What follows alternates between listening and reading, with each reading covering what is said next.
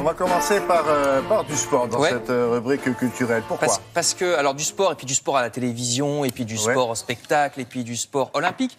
Parce que c'est un article iconoclaste sur le site internet de Libération intitulé, vous voyez, il faut retirer Paris de la course folle aux JO. Eh ouais. Ça va pas plaire, ça. Eh ben non, en général, il est de bon ton d'afficher une belle unanimité, comme si tout le monde désirait les JO.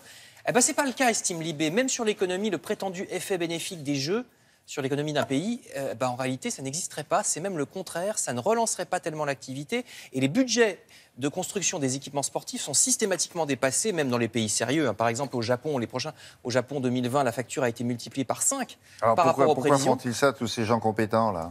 Parce que... c'est de la pub, c'est de la com, c'est l'image. Les mauvaises langues vous diront qu'ils sont trop proches des gens à qui ça bénéficie et qu'ils ne se rendent plus compte que ça ne bénéficie pas à tout le monde.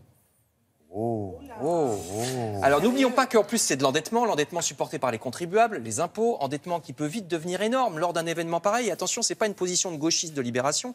Regardez, oui, non mais les Échos disent la même chose. Pourtant les Échos, de moins en moins de villes se portent candidates pour accueillir les Jeux Olympiques. Et les scandales de dopage ou de mauvaise utilisation de l'argent public, ces scandales sont de plus en plus mal acceptés par le public. Donc est-ce qu'on aura le grand Barnum des JO à Paris ou pas? Normalement c'est parti pour. On verra. Puis ça change beaucoup de choses dans la vie. Le vote, c'est quand, là en septembre. Septembre. Exactement. Alors, de toute façon, à la télévision, il y aura bien d'autres choses que le sport à regarder.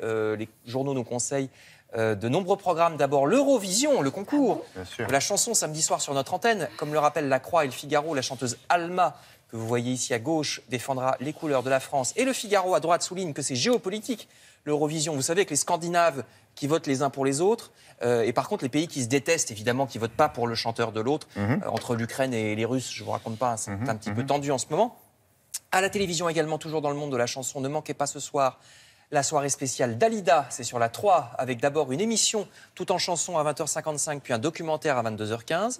Et à côté, vous voyez sur la 5, dimanche soir, ça sera un documentaire pour décrypter ce qui viendra juste de se passer dimanche, c'est-à-dire l'investiture, vous savez, la passation de pouvoir.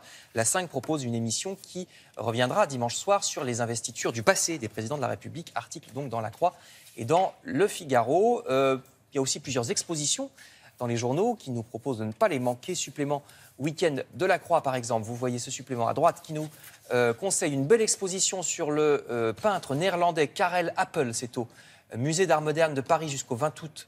C'est un peintre du XXe siècle. Ou bien exposition à gauche sur les superbes vêtements féminins de Balenciaga. Ça, c'est jusqu'en juillet au musée Bourdelle, près de la gare Montparnasse à Paris. Donc tout ça est dans le supplément Week-end de la Croix. À l'ouest de Paris, ne manquez pas non plus le musée archéologique du château de Saint-Germain-en-Laye, parce qu'il fête son 150e anniversaire cette année. Musée qui présente, vous voyez, une incroyable collection sur les Celtes, les Gaulois et puis l'Antiquité en règle générale, même la préhistoire. Vous voyez la Vénus de Brassempouy en médaillon à gauche. Et puis à droite, cette belle voiture, c'est parce qu'à Vilaine, dans les Yvelines, et à Savigny, dans l'Essonne, demain et dimanche, ce sera le festival des voitures anciennes. Donc je vous renvoie aux Parisiens pour les détails. Enfin, je termine à Marseille. Parce qu'à Marseille, il y a une très intéressante initiative d'un hôpital psychiatrique de la ville, l'hôpital Valvert, qui a monté un orchestre de jazz avec ses patients. Les musiciens et patients de l'hôpital psychiatrique participent à de nombreux événements musicaux dans la région marseillaise, ce qui permet déjà de ne pas faire perdre le contact avec la société aux patients des hôpitaux psychiatriques. Donc cet orchestre de jazz sera par exemple au festival Marseille Jazz en juillet prochain. C'est pas mal, hein. Grand article à lire dans la Croix. Ce petit garçon est dans un hôpital, lui? Quel rapport avec ça? Je crois qu'il est concerné, oui, effectivement. Ah bon? Merci beaucoup.